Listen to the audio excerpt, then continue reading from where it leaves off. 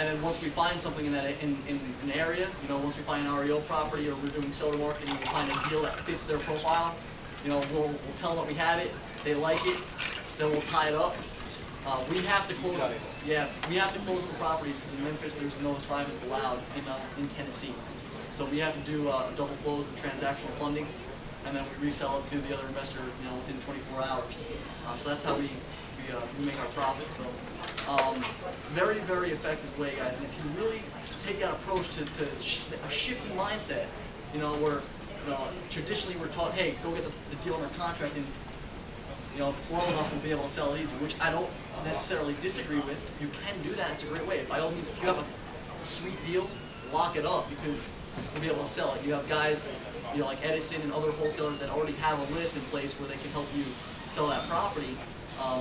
But to really, really, you know, create a difference here and a shift in your business, start focusing on building that buyer's list. You know, 70% of your day, 80% of your day. And it's going to make it so much easier for you on the front end when you're finding deals. So it's what we've done, you know, throughout our business, and it's very important. So if you guys have any questions right now about the strategy that I teach, just kind of take a quick little one, two. I've seen YouTube videos. I don't know the name of the gentleman that's sitting behind the desk. Ken Clothier, yeah. And I had, like, I go to Florida State and I have a big dry erase board. Yeah. It's like, okay, we got to do this backwards.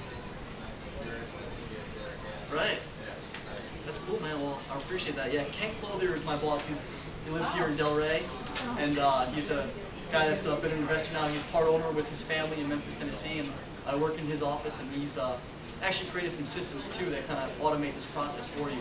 But it's pretty cool. It's exciting to really be able to sell properties like that and build relationships with buyers. Are you using primarily REOs or? The majority of our deals are REOs. We're doing seller marketing as well to find equity deals.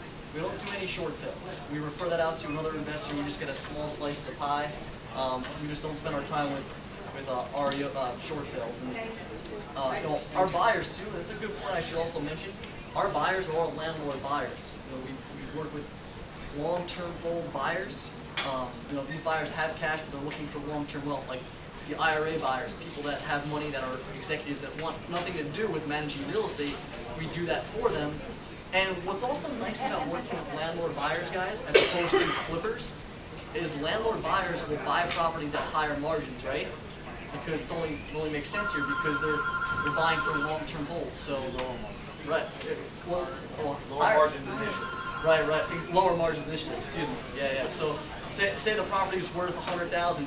They'll be willing to buy it at 80 as opposed to 50, right? Like a flipper needs to, you know, make that spread so he can make money and do it, which work with those buyers. You can find deals and work with those buyers, but if you focus on landlord buyers that are buying, you know, at 80 cents on the dollar as opposed to 50, now it's going to make it easier for you on your seller marketing to find a deal at 70 cents on the dollar as opposed to finding one at 40, right? You know, that's where it's very important in building that landlord buyer. I think the landlord cash buyer is electric.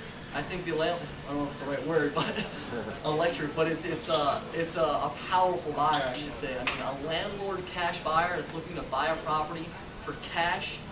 You don't have to worry about him getting close to financing, and willing to buy at 75, 80 cents on the dollar as opposed to a flipper at 50, 55 cents on the dollar is huge. I mean, man, if you can do that, you got yourself a gold mine of people that are going to continue to buy from you too if they're cash flowing and they have a long-term investment that's in place. Yeah, go ahead. If they're REOs, how do you not short sell them? Well, REO properties are owned by the bank, so we're buying them directly. Sorry, I'm thinking pre-foreclosure. As a pre-foreclosure, we have to negotiate the debt down. Yeah, but we stay away from short sales. Just, you know, there's only so much niches you can do in real estate, and you just stay away from that. We'll just refer it out. We'll work on those equity deals, you know, the probates. People that are you know, job relocation, they have equity, they own the property for years, and, right, mortgage it sell as opposed to pre-foreclosure deals. So that's how we're doing it.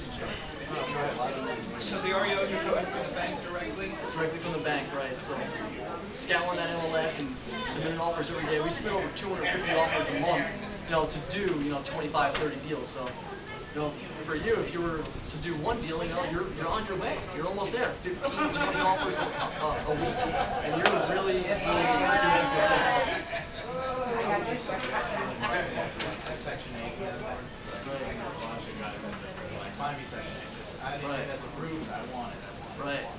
Well, I would tell you that there's local landlord associations, probably up by you in College. I know there's one down here in Florida. Right. So that's number one. Do that, and I would tell you, use that cash flows report that I'm talking about. If you can do that and find, you know, say an area in Fort Lauderdale or up here that's maybe blue collar, that's heavily with you know, Section 8 types of properties. You know, if you find properties that were bought for cash in those areas, 9 out of 10 times those landlords are going to be Section 8 landlords. So, you know, you send a letter to them. You know, it's great. So you reach out to them, they call you, you know you have someone that's very interested. Even if you want to, when you find the name, the mailing address on the assessor websites, you guys can do a skip trace. There's, you know, yellowpages.com is a great way to find phone numbers. You know, when you enter in the name or the address. Yellowpages.com. There's another search too, zabasearch.com. www. There's a website, Go Section 8. Go to Broward County Housing, and ask them for a list of Section 8, available Section 8 houses. There's a huge list of landlords that are already renting Section 8. Yeah. So if you want those guys, What is the website again? just Google Broward Housing Authority. And then there's your list of Section 8 housing landlords right there. Right. We're all listed. Yeah. So the other site, Go Section 8, is really good to just Something else I'll tell you real fast that you can do is when you find these properties that you want to sell these Section 8 landlords,